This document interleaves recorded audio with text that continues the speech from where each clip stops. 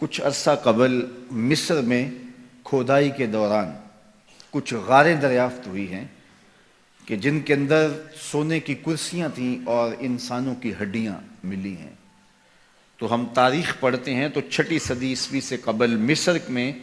وہ بادشاہوں کو الگ انداز سے دفن کرتے تھے۔ عام قبروں میں عام لوگوں کی طرح بادشاہ دفن نہیں ہوتے تھے، بلکہ بڑا غار تلاش کرتے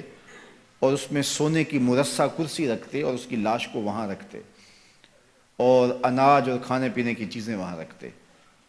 اور ظلم یہ ہوتا کہ وہاں چند زندہ غلام بھی اس کی خدمت کے لیے وقف کرتے اور باہر سے دیوار چن دیتے، اور پھر جس طرح وہ گھٹ گھٹ کے مرتے، وہ ایک دردناک کہانی، اس کا تصور کر کے بندہ کانپ جاتا ہے۔ یہ دنیا کے اوپر ظلم، جبر، تعدی، ناانصافی کیا کچھ ہو رہا تھا، لیکن میرے حضور آئے تو امن ہی امن، روشنی ہی روشنی، شعور ہی شعور، اجالا ہی اجالا پھیل گیا۔ کائنات کو یہ جتنی بھی روشنی ملی ہے، آج چاہے کوئی کفر کا معاشرہ بھی ہو اور اس میں آپ کو خیر کی قدریں نظر آئی ہوں، تو وہ ساری قدریں میرے حضور کی دی ہوئی ہیں۔ سید سلیم گیلانی نے تو قلم توڑ دیا، نہ خرد کی روشنی تھی نہ جنوں کی آگہی تھی، نہ خرد کی روشنی تھی نہ جنوں کی آگہی تھی، تیری رہبری سے پہلے یہ جہاں جہاں نہیں تھا، تیری رہبری سے پہلے یہ جہاں جہاں نہیں تھا، تیرے آستاں سے پہلے کوئی آستاں نہیں تھا، میں وہ زمین تھی جس کا کوئی آسمان نہیں تھا۔ تو زندگی کا سارا جمال اسی چوکھٹ سے نصیب ہوا۔ تو اس لیے ایک دن کا یا ایک شب کا محفل میلاد محدود نہیں رکھنا، بلکہ اپنی پوری زندگی پر محفل میلاد کو پھیلا لینا ہے۔ ہمارا رواں رواں شکرانہ ادا کرے، ہمارا طرز زندگی بتائے ہمیں حضور کے آنے کی خوشی ہے۔ اگر ان کے آنے کی مسرت ہے اور ان کے آنے کی خوشی ہے، تو پھر ہمارا طرز زندگی کیوں نہیں بتاتا کہ ہم خوش ہیں؟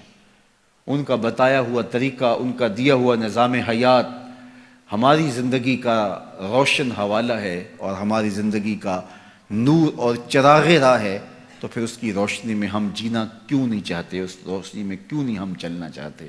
تو صاحب میلاد سے محبت اور صاحب میلاد سے پیار اور شکرانے کا ایک انداز یہ ہے کہ آپ اپنی ساری زندگی ان کے نام لگا دیں۔ میرے استاد فرمایا کرتے تھے، اور یہ بات کوئی 1000 مرتبہ کہہ چکا ہوں، وہ فرمایا کرتے تھے یہ نہ ہو کہ لوگ تمہیں پوچھے تم کون ہوتے اور تمہیں بتانا پڑے ہم مسلمان ہوتے ہیں۔ فرمایا کرتے تھے صاحب، نہ کسی کو پوچھنا پڑے نہ تجھے بتانے کی نوبت آئے، تمہاری وضع قطع ایسی ہو، تم دور سے آ رہے ہو، لوگ پہچان کے کہیں وہ دیکھو محمد عربی کا غلام آ رہا۔ لوگوں کو پتہ ہو یہ حضور کا نوکر ہے، تمہارے سینے پہ حضور کے نام کا بیج لگا ہے اور تم دکان پہ بیٹھے ہو، لوگوں کو بے فکری ہونی چاہیے۔ اب اس سے 2 نمبر مال نہیں مل سکتا، یہ حضور کا عاشق ہے، کیونکہ اس کے سینے پہ حضور کے نام کا بیج لگا ہوا ہے۔ یہ کبھی بھی نہیں ہو سکتا جھوٹ بولے، یہ کبھی بھی نہیں ہو سکتا کم تولے، اس لیے کہ اس کے سینے پہ نام میرے حضور کا لکھا ہوا ہے۔ تو آپ کا عشق آپ کی صداقت کی دلیل بن جائے، آپ کا عشق آپ کے وعدہ پورا کرنے کی دلیل بن جائے۔ میرے حضور تو کسی سے وعدہ کرتے ہیں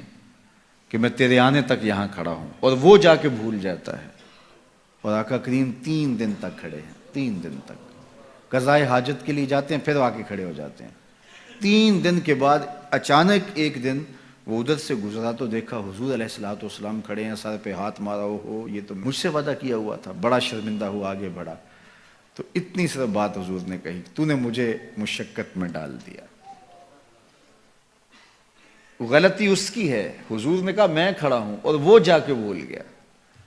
اور ہمارا ماجرا کیا ہوتا ہے کہ ہم کسی کو ٹائم دیا ہوا ہوتا ہے اور پھر خود ہی بچے کو کہہ دیتے ہیں کہ جا کے باہر بتا دے کہ ابو گھر پہ ہی نہیں ہے، اور میرے گھر کے اوپر جھنڈا حضور کے نام کا لگا ہے، پورے گھر پہ چراغاں حضور کے میلاد کا ہوا ہے، اور میں بہت بڑا عاشق رسول ہوں، نعرہ لگاؤں تو زمین کو پھاڑ دوں، آسمان کو چیر دوں، لیکن خود وعدہ کیا اور اندر سے بچے کو بھیج رہا ہوں کہ جاؤ کہو ابو گھر پہ نہیں ہے۔ تو صاحب میں عاشق رسول نہیں ہوتا، میں کوئی اور ہوتا ہوں۔ عشق وعدوں کی پابندی کا درس دیتا ہے تمہیں، تو ان کے طرز زندگی کو اختیار کرے، ان کے بتائے ہوئے طریقے کو اختیار کرے۔